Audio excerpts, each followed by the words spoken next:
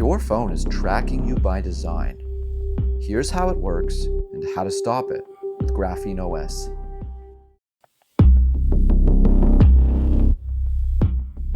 If a stranger followed you into the bathroom, wrote down everything you did, and tracked exactly where your kids go to school, you'd call the police.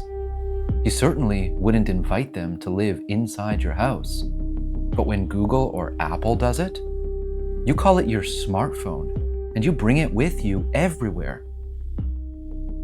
Let's call it what it actually is. It isn't just a phone. It is sophisticated spyware designed to harvest your data for profit. It's time to stop normalizing your own surveillance.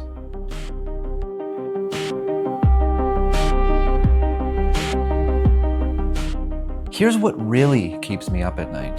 It's the sheer audacity of the business model. It is the double dip. In a normal economy, money buys you freedom. If I buy a hammer, the hammer doesn't report to Black & Decker every time I hit a nail. I bought it, it's mine. But with big tech, it's gross. You walk into a store, you drop $1,000, maybe more, on a flagship device. You pay for the titanium, the glass, the R&D, and in exchange, you get a device that spies on you. Why? Because you aren't the real customer anymore. The advertisers are. You are paying a premium price tag to be their data slave. You are literally funding the research into how to track you better. It's like paying for your own handcuffs. And when I say track you, I don't mean they just know what sneakers you looked up on Amazon. We're talking about a total information harvest. We're talking full name, physical address, device serial numbers, IP addresses, phone numbers, and your entire contact list. We're talking about the entire contents of your email inbox. They see your photos. They scan the contents of your private cloud storage. They know exactly when you wake up, when you go to work, and yes, based on the gyroscope and how long your phone sits still, they probably know when you're in the bathroom. Think about this. In the real world, we value privacy. We close the blinds at night. We lock the bathroom door. We whisper when we tell a secret. We do this instinctively to protect our space. But for some reason, when it comes to the contents of our brains, when it comes to our inner thoughts, we just hand it right over to big tech. And they aren't just collecting data points. They're building entire psychological profiles on us. They map out our relationships, our weaknesses, our political leanings, and our financial struggles. Perhaps they even know us better than our spouse does. Now, I know what some of you are thinking. I'll just turn off my GPS, or I'll just turn off my Wi-Fi. Checkmate, Google. I wish it were that simple, but the rabbit hole goes way deeper. Have you ever heard of Wi-Fi triangulation? This isn't a conspiracy theory. This is industry standard. On most mainstream phones, even with Wi-Fi off, there's still Wi-Fi based scanning going on in the background.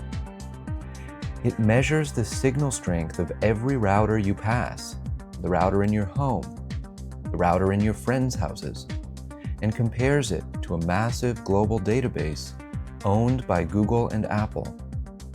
By calculating those signal strengths, they can pinpoint your location within 5 to 15 meters. And here's the scary part. Because it relies on routers, this method often works more precisely indoors than GPS does.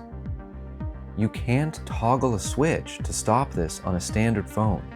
The tracking is baked into the foundation of the OS. The reason we let this happen is because the trap is so useful. We don't see the telemetry leaving our devices. We see the free perks. We see Google Maps getting us out of traffic and getting us to our destination.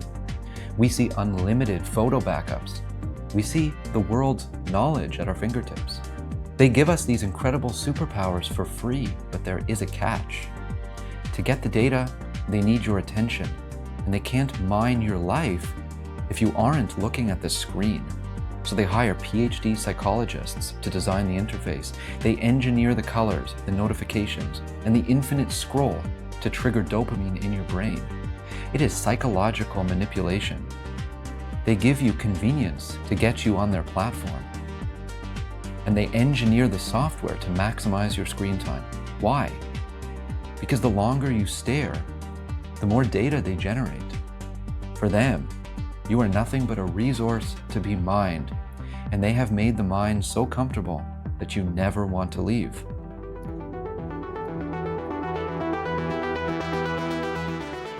So, is it hopeless? Do we just accept that we are being manipulated and that we live in a digital glass house? No, you have to take ownership back. You have to get rid of your iPhone. You have to DeGoogle. DeGoogling means taking a standard Google Pixel, which has great and secure hardware, and wiping that spyware operating system off of the drive. You replace it instead with free and open source software like GrapheneOS. These systems are transparent. The code is public. We know what our phone is doing. You get your privacy back. When you turn off location, it actually cuts the power to the GPS.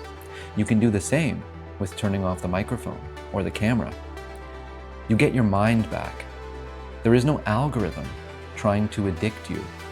There is no big tech company mining your innermost thoughts and feelings.